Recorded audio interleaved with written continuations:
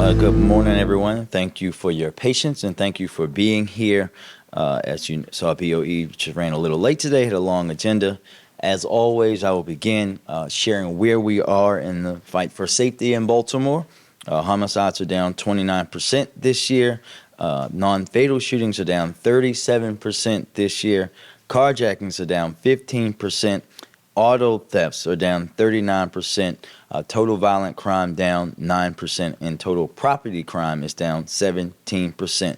And as I say every week, this means and shows that we are sustaining that remarkable progress that we're making, but the work is not done. We know last year we had that historic reduction, and we want to continue to beat that number this year and the next and the next and the next. This is literally the road to zero when it comes to losing life to homicides in Baltimore City. These decreases have been stable throughout the year, and while we do not want to put the cart before the horse, I'm thankful for all the work that has gone into this as we move into the final few months and the end of summer. Now, we have a few things to note before jumping into questions. First, I want to uplift an important item that was on the BOE this morning, BPD's Childcare Support Pilot program, which I am proud to say received unanimous support. This program, which is specifically geared towards BPD officers and staff of BPD, is going to be an absolute game changer for the families that received it. We know, and I know, how financially difficult childcare can often be for families, and that goes double for families whose schedules are a bit more unpredictable than most, like many of the women and men that work in BPD. And the men and women of BPD certainly fit that bill. Once enrolled in this program, BPD members will receive up to $250 per month, $3,000 annually from BPD to help cover the cost of child care expenses. And while this pilot program is only going to impact an initial 100 staff members, it is our hope that down the line we're able to expand this program not just through BPD, but looking at something throughout the city of Baltimore. As a new dad, I am immensely proud of the work that the team has done to thoughtfully put this together. We all know that there will be a lot of interest, and the BPD has outlined a lottery system to ensure that everyone interested will have an equal shot at being selected. As we work to strengthen our recruitment and retention efforts, it's programs like this that are going to make our department stand out and make it a little bit easier for someone considering joining to help take that leap and serve their neighbors. And Mr. Commissioner and team, thank you for your dedication to seeing this through and for getting it approved today. My only question is, does the Commander-in-Chief, can I apply? Because we know how high daycare is these days. Next, I am also joined by our Mayor's Office of Homeless Service Director, Director Simmons. Director Simmons is here with me today for a very exciting announcement and to help correct the record just a little bit. Director Simmons let us know at the end of last week that we received word from the Department of Housing and Urban Development that MOHS was granted permission to draw down $6 million in funds that were not reimbursed last year. This is where we need to correct the record a little bit. Much of the discussion around this has not fully reflected what happened. First, this federal grant money is directed to service providers in the community, meaning that the city acts as a pass-through for the funding directed to them. The $10 million referred to limit that the city had remaining on COC contracts for the COC fiscal year 2020, and our service provider community spent $6 million.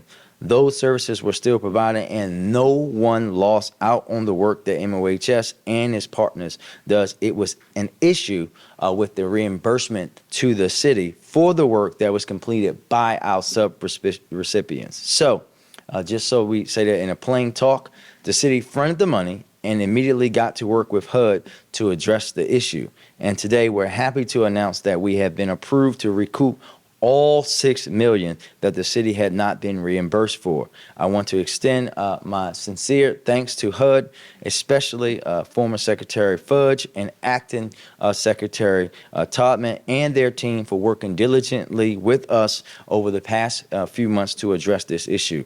I want to also thank Director Simmons, who stepped into the breach during the middle of this and very effectively shepherded the agency through this process. Now, I have for a few more items before questions. Last week, as you know, I signed an executive order establishing a comprehensive framework for the administration of opioid restitution funds.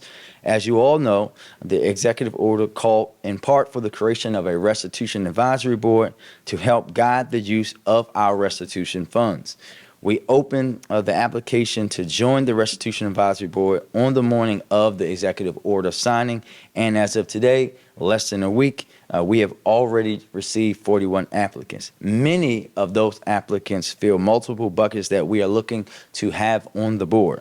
Our applicants include 16 residents who identify as being a member of Baltimore harm-based reduction organizations, 4 practice licensed addiction medicine specialists working in Baltimore City, 2 practice licensed social workers in Baltimore City, 8 public health practitioners or public health experts from universities in Baltimore, 11 peer recovery specialists working in Baltimore City, and 29 Baltimore City residents with lived or living experience. Given the volume of interest, we are announcing today that we will accept applications through the 30th of this month. So if you're interested, please submit your application by September the 30th. Selected residents, again, will receive $15,000 annually in compensation for their work on this very important board. This is a great opportunity for residents to help shape the city's response to the opioid crisis. And with this level of interest, I'm very confident that we are going to find and select incredible residents and experts to fill every slot on this board and get it set up very quickly. And lastly, I will say tomorrow we know that our Ravens will begin a new football season. So I'm hereby declaring tomorrow Purple Thursday in Baltimore City. And as we begin the hunt for Orange October, every Friday through the end of the baseball season is Orange Friday in Baltimore City as the Orioles make their trek to the World Series. And with that, I will open it up for questions. We're going to start with Tale and then work our way back. Yeah. How many days did you attend Mako this summer? Mako, me, 0. Right. And then this opioid restitution board. So, Tali, just to give you a little bit on that, I was going to go to Mako, but once we had the visit scheduled from the president and vice president, it was too much to go down there, to come back and go. Did the city pay for your hotel? So my hotel, it's paid by me when I go to Mako. So you don't apply to the board of estimates or anything. You're not going to submit anything. I pay it for myself every year. Mayor, on the child care issue, how will this help with attracting officers to the city? I think are we still, Commissioner, out of about 1,000 down, that number around there, as far as getting more officers to the city? You mentioned that there's going to be 100. What are the qualifications that you're looking for? And will there be a committee to set that up? How will that all work? Well, they have to. It's very simple. They have to have children and work at BPD. But it's also, I just want to be very clear, that it's not just limited to the actual police officers. We know they have a lot of civilian staff. And when you're talking to folks who are parents, right, one of the most important things they're going to talk to you about is childcare, because they want to have it affordable. They want it to be safe. They want it to be high quality. And we know that when you work a job like the women and men that work at BPD, no matter where they work, we also need that to be flexible, right? Because if you're, for example, let's say you're a single mother who's a sergeant who works the 3 to 11 shift, right? That's a very difficult thing for you to do when you have young children. And having a program like this shows that the department understands that the people that are working for them are ordinary, average citizens just like everyone else, who have the same families and need that same support that everyone else gets, and is showing this good faith effort on trying to, in an innovative way, help them through that process. Emily? There was a settlement approved by the BOHA for a person whose car was taken by BPD and then was accidentally sold.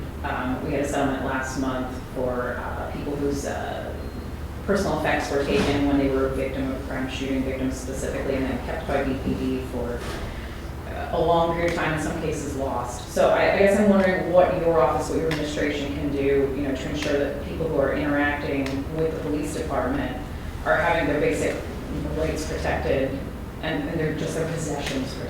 Yeah, I think that both of these, and you heard from the law department earlier today, Emily, about a policy change and technology change that doesn't allow the officer to just call over there and release that hold. They have to go through a policy change. And we know the commissioner can talk more about people's property and the policy changes that have happened there as we continue to reform the department.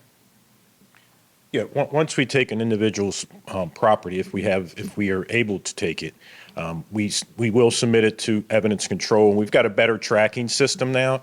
We were antiquated before using paper and filing system. Now it's a computerized system, and we'll track it better, and they will get their property back. We'll send it out as soon as the case is adjudicated. We don't need the property any longer. They'll get it. They'll receive it back. And we have a whole new policy in reference to that. And that's it. Yes. Go to Adam. Question from there about Joseph Gillespie, the former finance department employee who pled guilty last week to a bribery scheme. Wondering when the city first learned about that bribery scheme, and then has the city taken any steps since then to secure the tax sale systems?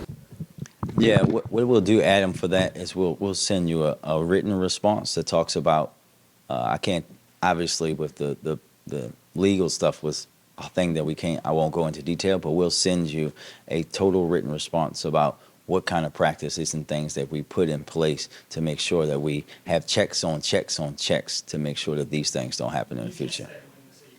I will send that to you in writing. One follow-up question, if you could address this here in writing also. The Feds mentioned a DPW accomplice. Also, do we know who that person is? Do they still work for DPW? I am not at liberty to say right now, as that person may be facing other investigations. I wouldn't tell you that in public. Rachel. You, in the last couple hours, you released a press release about a settlement with Juul. I know you just did the opioid stuff. Can you talk about the settlement with Juul and what that looks like and where that money might go? Well, I think that, listen, we know that money comes in. It's a little different. The opioid settlement, and I want this to be known, with those organizations, that is a part of the settlement. This is not something that we're, like, I'm sitting here doing, right? And I want to be very clear that those organizations chosen in those opioid settlements, no matter which one it has been, have been doing this work for a long time in the city without the adequate resources, and they still will have to go through a process with the city. They can't just spend it on whatever they want to. They have to go, the Mayor's Office of Recovery Programs will be overseeing that to make sure that it's being spent on the things that it should be spent on, to make sure it's being used wisely. And for the other one, the Juul one, we know how much of an impact that had on our young people. And while that money is coming in to the city in a general sense, we will be looking to make sure that we're investing in the health of young people. Box 45. Polymer 80 recently announced they were ceasing all new sales of 80% kits. Has the city received the full settlement amount? We have to follow up with you on that, but I will say that it won't be a sad day when that company is out of business altogether. WMAR. No. WJD. Mr. Mayor, there were reports that some of the performers at the Artscape are still waiting on payment. Can you speak? Well, I think that those questions should be directed at BOPA. We do not do that, but we can help you with the follow-up for sure. There's been some complaints from a representative for Ronald Silver's family that there's been a lack of communication from the city on the status of that investigation. What is the city doing to communicate with the Silver? So I guess, as I always start, Emily, my condolences go to him, out to his entire family and his co-workers at DPW. The investigation is ongoing. I want to just be very clear about that we know the Maryland Office of Safety and Health, MOHS as it's known, is leading the investigation, and BPD Special Investigations is conducting its own review of the investigation. We're going to be in close touch with everyone to make sure that they are getting the proper follow-up. I obviously can't tell MOHS what to do, but BPD will make sure that they are letting folks know what they can as they go through the investigation. But the investigation is ongoing. We know that the state has been out at DPW sites interviewing and speaking with people, and they will make their judgment on when and who they should speak with. I cannot interfere with their investigation, nor would I ever do that. So you're saying it's up to motion? Well, no. MOHS is in conducting their investigation, right? The city cannot tell someone who does not work for the city what to do. Anyone else? What is, if this opioid advisory board comes together, you talked about your hopes for it. If it comes together and it does the best job possible that it can do, what will that look like in terms of actual tangible results? Less people die, Tyler. It's that simple. You weren't here last week, but what I said last week is that we have literally had a overdose and addiction issue in Baltimore City since my grandparents moved here, right? And we have to understand that this work has been happening for so many people in this city for a long time. It has never been about whether the health department or our harm reduction folks or our medical systems, or the folks who are giving treatment, to the folks who are out in the community on the ground level trying to help people have the wherewithal and the ability to do the work. It's been about whether they have the resources to do the work. And when you add in the amount, as I said last week, of pills that were flooded into our streets, and right, we have to also understand, as I said last week, we know that we're talking about overwhelmingly black people that have died, right, in Baltimore City as the result of addiction and issues with substance abuse. But we also have to be reminded again and again and again, especially in the beginning portions of that black people don't own ships, they don't own planes, they didn't choose to have these drugs show up in their own neighborhoods, right? And the devastation that has happened, there isn't anyone that I know that has lived in Baltimore City more than 2 years that hasn't been impacted by this epidemic, right? I think you heard from the council president last week about his brother, who just happened to be my neighbor. That's how small Baltimore is, and when it comes to overdose and addiction, it gets even smaller.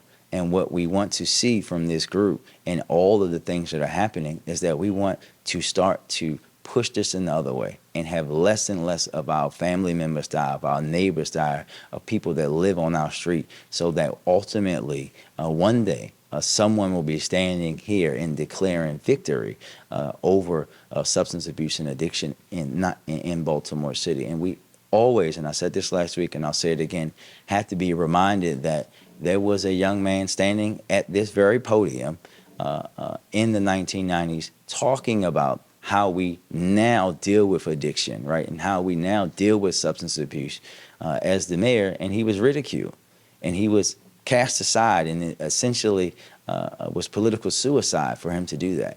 And I think now, in this moment, and say, how different would not just Baltimore, would the United States be if we listened to folks like Mayor Kurt Smoke when they did that needle program and things that were innovative back then? How different would we be? Because the reality is that if you go to other countries, you go to neighborhoods, you can see a poverty that make poverty in Baltimore City look like Harbor East.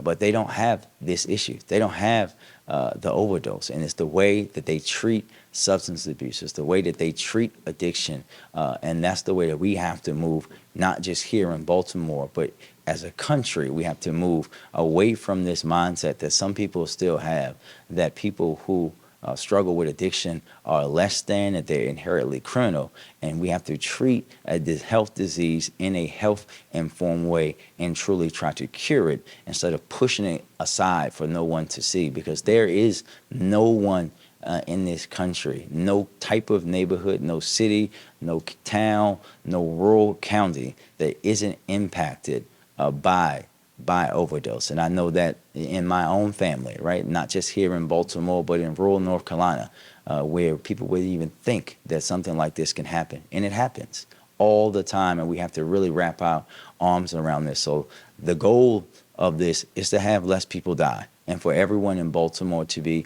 more informed and understand that we have to treat this in a different way, and it's not something that you can just push off anymore. Thank you, everybody. Thank you.